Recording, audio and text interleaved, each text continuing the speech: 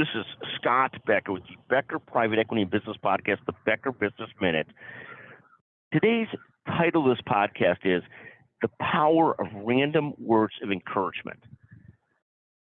When I look at careers, I look at professions, I look at all kinds of things, we often can recall specific moments in our professional life, in our business life, where somebody went out of their way to give you words of encouragement. And those are words of encouragement that, for whatever reason, resonate so well with you, and you remember them for the rest of your life or the rest of your professional career.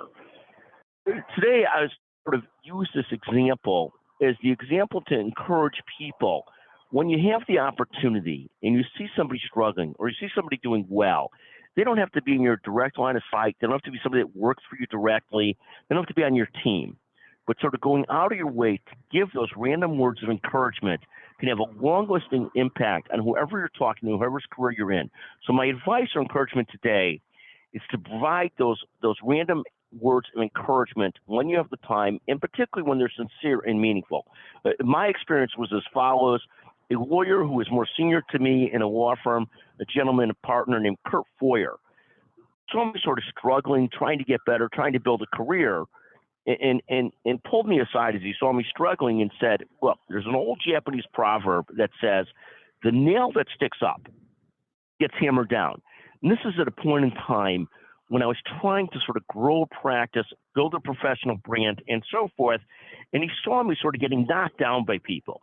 And his words of encouragement were, to me, is you should realize that when you're trying hard and you're trying to evolve, there's going to be people trying to knock you down, and don't let them bother you.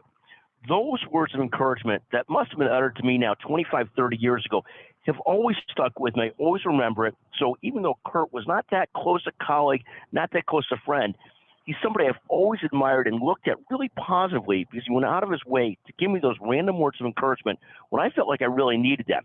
He probably doesn't even realize the impact that he had on me. And the lesson that I sort of give forward or think about is everybody had to look for those chances to give random words of encouragement and how powerful they can be to people whenever they can.